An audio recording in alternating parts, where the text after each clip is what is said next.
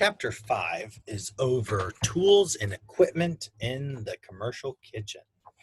Of course, having the proper tools and equipment is extremely important because it can literally, in most cases, make the difference between something being done well and something that's done carelessly or even dangerously. So it's imperative that we are having the correct tools for the job that we need to do. A big part, especially when working commercially, is looking for tools that are easy to clean. The construction of them are things that are going to hold up in a commercial environment. And one of the things you can look at is the NSF International logo. If you see that, that lets you know that it has been tested in its design, its construction, and the installation for kitchen use, commercial kitchen use. So some standards that we look at as far as tools and equipment: A, they have to be easy cleanable, easily to be cleaned. Any food contact surfaces need to be non-toxic, non-absorbent, corrosion resistant, and non-reactive. They need to be free of pits, cracks, crevices, ledges, rivet heads, and bolts. We don't want any place for bacteria to hide and start making more bacteria. We also look at things where internal corners are and edges are round, smooth. External corners are smooth and sealed. Coating materials for equipment need to be non-toxic, easily cleanable, and they need to be resistant to chipping and cracking. And of course, waste and waste liquids need to be easily removed as part of the construction of that tool or that piece of equipment that you're using. It's kind of funny, I think chefs, when we, start looking at the tools and equipment and stuff, we're kind of like kids in a candy store or kids at Christmas time. It's, oh, I want that, and that, But before we purchase or lease equipment, we need to look at some different factors. First of all, it may be awesome, but is it necessary? Okay. Will the equipment perform the job required in the space available? Not everybody is blessed as we are here at ICC to have a huge kitchen, to do pretty much what we want as far as learning and stuff. You are limited by the physical space that's in your kitchen. So you need to be thinking, will this equipment fit? Does it make sense? Will it perform the job done in the space that's available? And that depends on how you design your menu, or you design your menu based upon your equipment layout and what you have available. If you only have room for a 24-inch charbroiler and you are looking to grill stuff, you're going to need to limit the amount of grilled foods that you have on your menu because you only have a limited amount of space in order to grill those items. So things to think about, and you need to take into consideration when you are designing menus and when you're looking at purchasing equipment. Is the equipment the most economical for the needs? Again, we look at, the biggest, brightest, and best, but is that make the most sense? Could you do a used item, or is there something that's another step that maybe down from what you're looking at that's still going to accomplish the job that you need done, so you save yourself from as far as the cost of those items? And then, of course, is it easy to clean, maintain, and repair? Because we got to make sure that we can use it and not make people sick.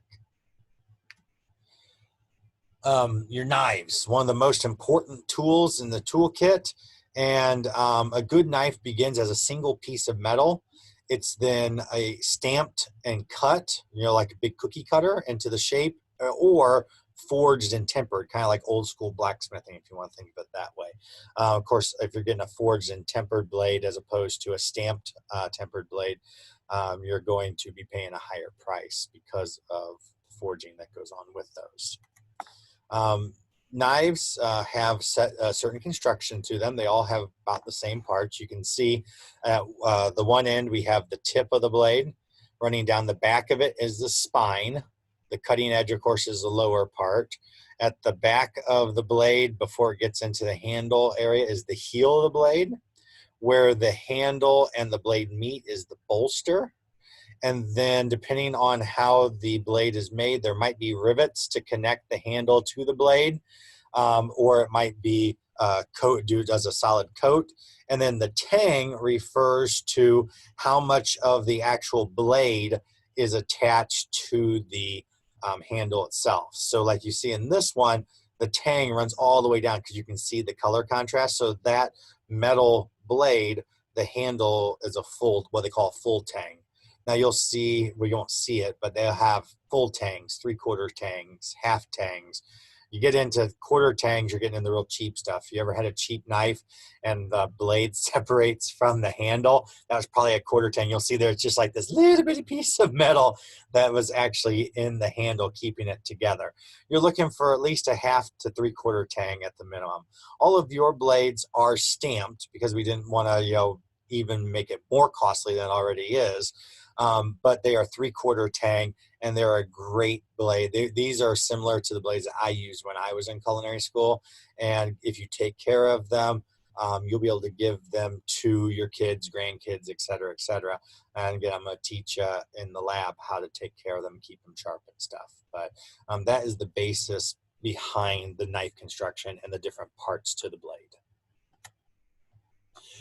The blade itself could be made of carbon steel, which is the original steel that it was made from, which is a nice soft metal.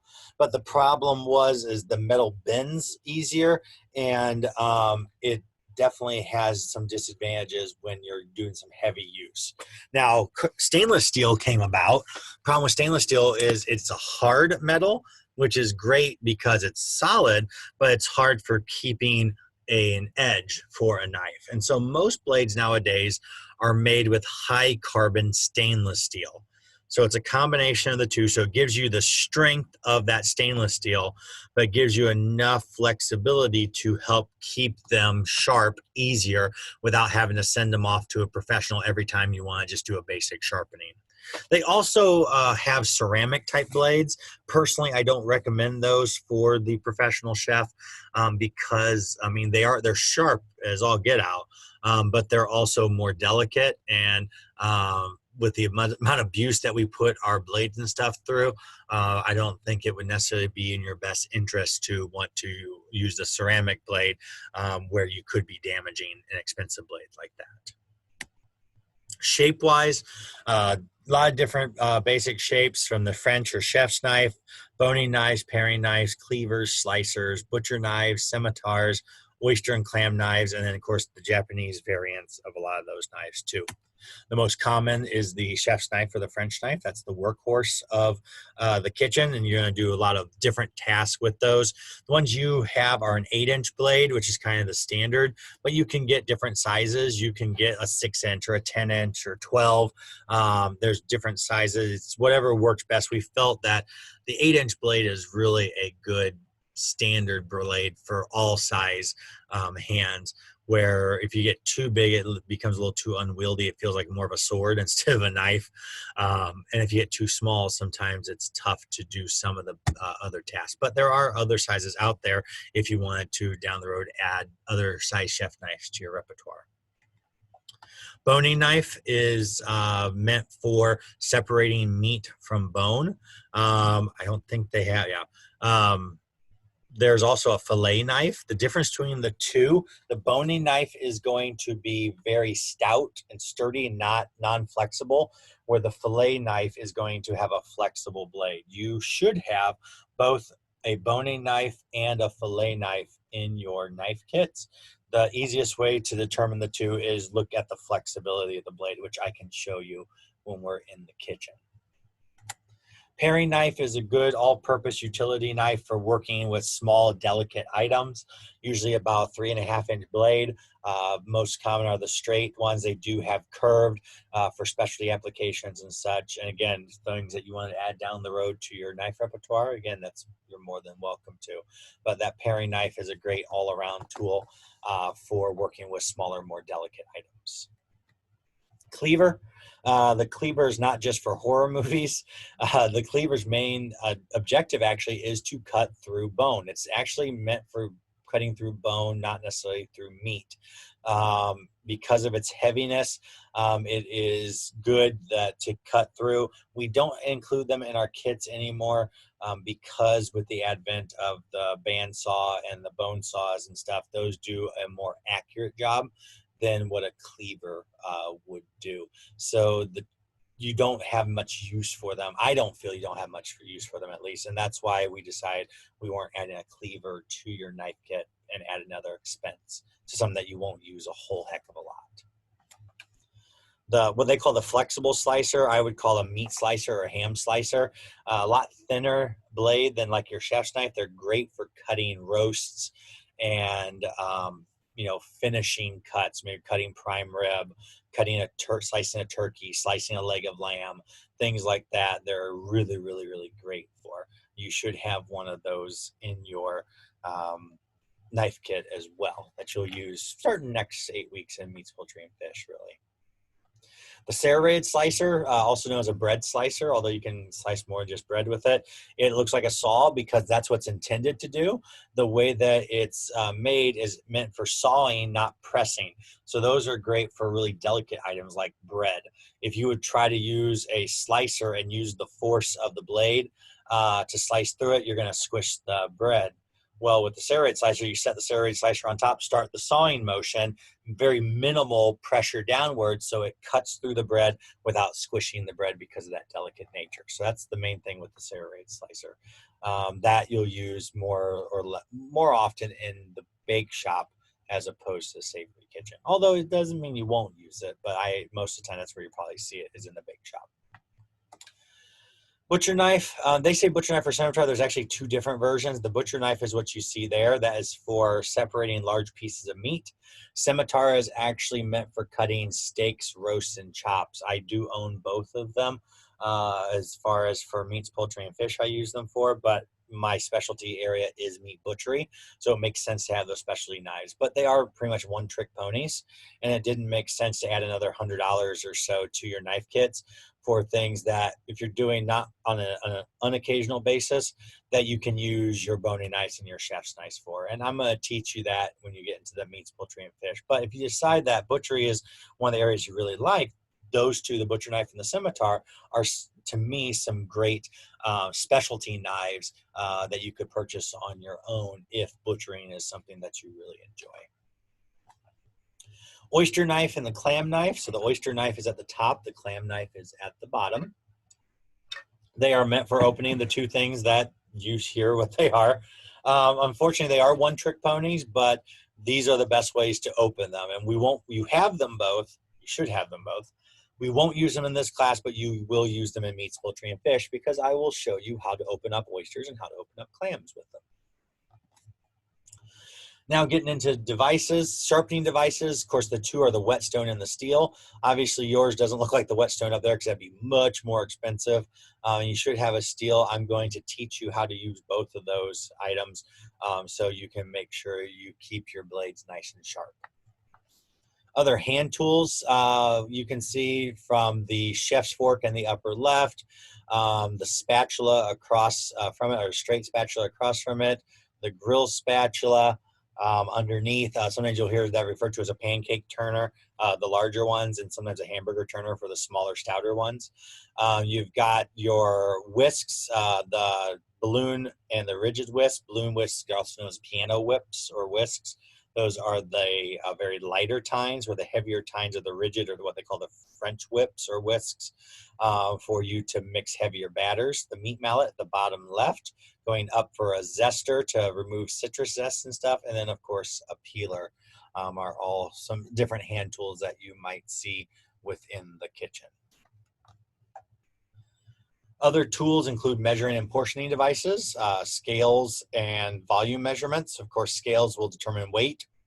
Volume measurements, including ladles, scoops, cups, and measuring spoons. Scales, if they're old school, they have the spring mechanism. For ours, of course, we have the digital nowadays. Baker scales or balance scales what you do is it's good for doing larger quantities of product, and you're literally balancing out. So you put the weights on one side for how much you need, and then you put the product in the other side in that little tray thing that you see there on the left. Once they balance out, then you've got to where you need to be. Again, that's a little more old school. Nowadays, a lot of times we're going digital and using the digital scales and stuff. And so you are seeing those, but we do have the portion scales in dry storage, and we do have a balance scale, although it doesn't get used that often. Some volume measurements. Of course, you're measuring spoons, you see there in the upper left. Below that, measuring liquid measuring cups. Scoops are great because they can portion out salads, vegetables, batter, or other soft foods. And then ladles, of course, are great for portioning out liquids. Ladles are assigned based upon the number of ounces that go in that bowl. Scoops have a number. So you might find a number 20 scoop or number 6 scoop. What that actually refers to is the number of level scoopfuls you can get out of a quart of product.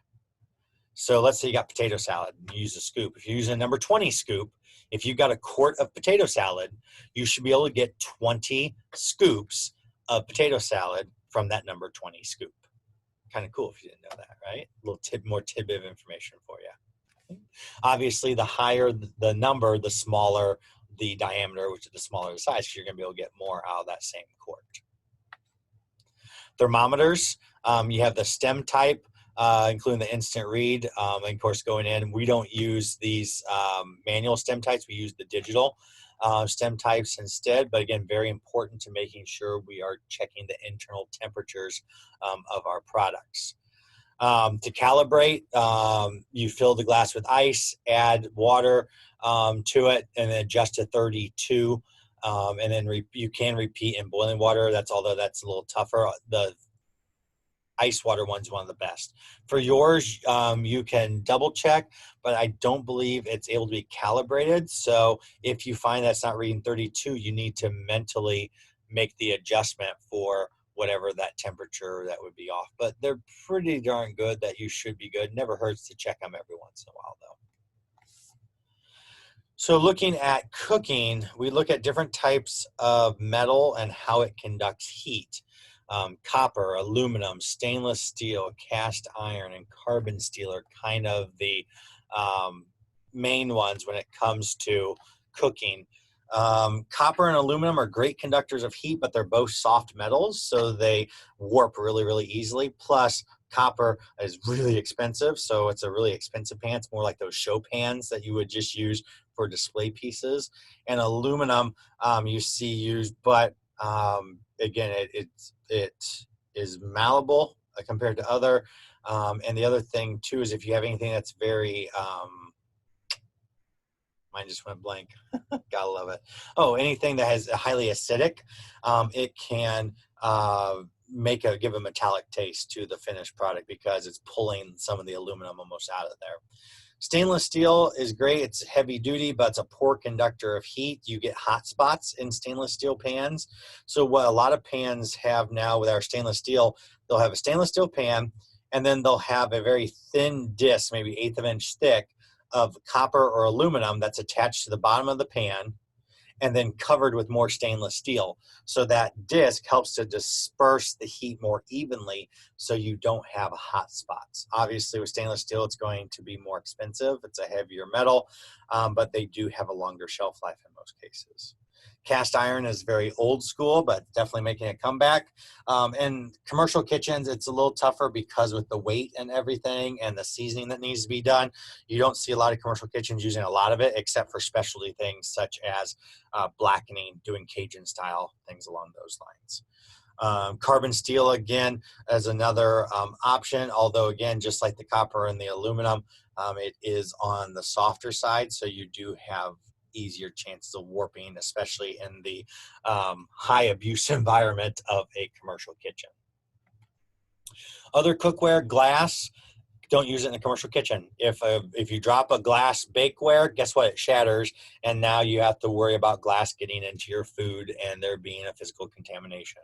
Ceramics, again, the same thing because of its fragility. I would be very careful with that. Plastics, again, plastics are fine for holding or using a microwave. Most of them are not necessarily oven safe, but if you're freezing or you are putting in a microwave, it's usually pretty good. Just make sure that they are rated to be able to go into a microwave. Enamelware is kind of the old school type cookware. Again, maybe you're using it at home, but probably not seeing it in a commercial kitchen. Silicone is kind of one of the new kids on the block when it comes to cookware. They allow us to go from extreme heat to extreme cold and not mess with the cookware material. Plus, it gives us other shapes and stuff that we're not usually able to get with a standardized pan. So they do have some really cool options and opportunities that you can do with silicone cookware. And then of course nonstick coatings in your saute pans and stuff is great, especially for certain things like eggs and stuff like that. You just need to make sure you're taking care of it correctly so you're not scratching the nonstick surface, getting contamination into a food and ruining that nonstick surface, so you can't really use it as a nonstick pan either. You just got to be very careful. No metal in those pans because the metal will scrape that nonstick coating. Some common cookware, pots and pans that we use. So at the top left is a stock pot with a spigot. Now it's called a stock pot, not a saucepan or a stock pan. The way you tell a pan and a pot is the handles. Two small handles are pots, long handles are pans. And even if it's a long handle and then a short handle on the other side, it's still considered a pan. The upper right is a straight-sided saute pan. Some people will call it a fry pan. The French word that you see up there is sautoir. Below that is a slope-sided saute pan. You'll also sometimes hear it referred to as a fry pan. The French term there is sauteuse. Sauteuse, sautoir. Straight-side saute pan, slope-side saute pan. The bottom left is a brazier or a rondeau, meant for braising meats, or if you're wanting to evaporate liquids real quickly, it gives you more surface area for letting liquids evaporate much faster than what a stock pot or a saucepan might have. Some strainers and sieves available. The upper left is a colander. Upper right is a strainer or round mesh strainer. Down below on the bottom right is a drum sieve or a tammy. And then a reinforced mesh strainer or a chinois is what that bottom left item is, chinois. Some equipment that you might be using down the road: slicers, mandolins, food choppers or buffalo choppers, food processors, blenders, immersion blenders, mixers and juicers. All of these we have available for use at the Culinary Institute. We've talked about a lot of these when you went through equipment identification and stuff. And I said a lot of it, some of it you'll use a little bit later in this class, but others you'll use down in other classes. Of course, heavy equipment, gas, electric, or steam operated, usually installed in a fixed location, although like ours, they can be portable. The stovetops that you have, if it's a solid plate, it's known as a flat top, and it supplies even heat, but it's less intense than just a single burner that's underneath. Broilers and grills. So the difference between the two, a grill is something where the heat's coming from underneath. A broiler is where the heat's coming from above. We talked about the salamander in the tour of the kitchen, but that piece of equipment that's above the range there, that would be the salamander, that low intensity broiler for finishing melting cheeses and finishing products. Ovens, of course, you've got the deck or stack ovens on the left, and then you've got a wood burning style oven on the right. The wood burning, of course, more specialty. Stack oven, bake shop, or pizza places, things like that. You see those in. Tilt skillets and steam kettles are both things that we have available that we go through and talk about during our equipment identification. Great tools for use by the culinarians. Steamers and deep fat fryers. We don't have a steamer by itself, but the combi oven does act as a convection steamer too. So we do have that ability, just not with a steamer in and of itself. And of course, our deep fat fryers we have in the middle kitchen right now. Some specialized equipment we've talked about, and you've seen the chamber vacuum sealer. We've talked about that in the walkthrough. Also, the circulators. Water bath is something that is definitely along the lines with the modern cuisine and stuff. So you'll have opportunities to work with those later down the road. Buffet equipment, things to hold stuff safely and efficiently. So there's an insulated carrier, which is there on the left, that there's not plugs into anything, but it's insulated well enough that helps to keep the hot food hot or the cold foods cold, whatever you decide to store in there. And of course, a traditional chafing dish for holding hot foods hot on like a buffet setting. Safety equipment, fire extinguishers, we've talked a little bit about those, but we do need to know, there are 4 types of fire extinguishers: Class A, B, C, and K. A Class A would be for fires that involve combustibles, wood, paper, or cloth. Class B is grease or flammable liquids. Class C is electrical equipment.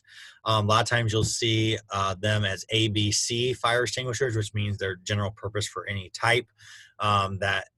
Any of those 3 types. Now, the Class K is the cooking oils and the commercial cooking equipment. Those are those Ansell systems that we have installed. Plus, I think we have a Class K there in the area that connects the 2 savory kitchens, right below where the first aid kit is at. So, be aware, what type of fire is it, which fire extinguisher, if you have to use one, makes the most sense. Ventilation systems, of course, we are required to have ventilation hoods in our commercial kitchens. First aid kits, we've talked about that. They're right there in the center, in between the 2 kitchens itself, and then any type of protective gear to make sure we are not burning ourselves, cutting ourselves, et cetera, et cetera. Another part, too, with equipment and stuff is how can we conserve our energy, not only for being green, but also helping to keep our costs down to a minimum. First and foremost, keep your equipment cleaned and maintained. That means they're going to work the best, which means you're going to get the best bang for your buck. Observe good water use practices as far as anything that's low output but high pressure. All of our spray heads, have that in there, so you get a fairly high pressure, but it puts out smaller amount of water, so we're using less water in the practice of cleaning out those dishes. Preheat equipment only when necessary. If you're not going to use it until 4 o'clock at night, don't preheat it at 9 in the morning, saving yourself the gas or the electricity. Open ovens only when needed, so it reduces the heat loss. Keep opening them up. They're going to drop. It's going to take longer, and you're going to need more energy for it. Obviously, you want to turn off gas burners when not in use, not only so you don't accidentally burn yourself, but again, save yourself some money from the gas. Turn off interior oven lights when not needed. Again, one of those, most of us don't even think about that. They're usually off anyway, but if they happen to be on, make sure you get them shut off when you're not using them. Once it's safe to do so, turn off your exhaust hoods and kitchen fans, because not only is that using electricity and such, but it's pulling out and sometimes heated or cooled air that your HVAC system is using. And so the sooner you can turn it off, then the less work that your HVAC system has to do, because it's not pulling out that good air from the kitchen out to the outside. Making sure, of course, you're selecting the size and pot and pan for the task, again, just so you're being efficient with the use of that heat. Right type of cooking device for the job. Again, all comes back to making sure you're making the most efficient use of that product. And then if there's maintenance issues, make sure that you're getting them reported so those can get taken care of. So again, they can be working at 100% and giving us the most bang for our buck. And that is the end of the chapter. Again, thanks for watching, and we'll see you at the next chapter.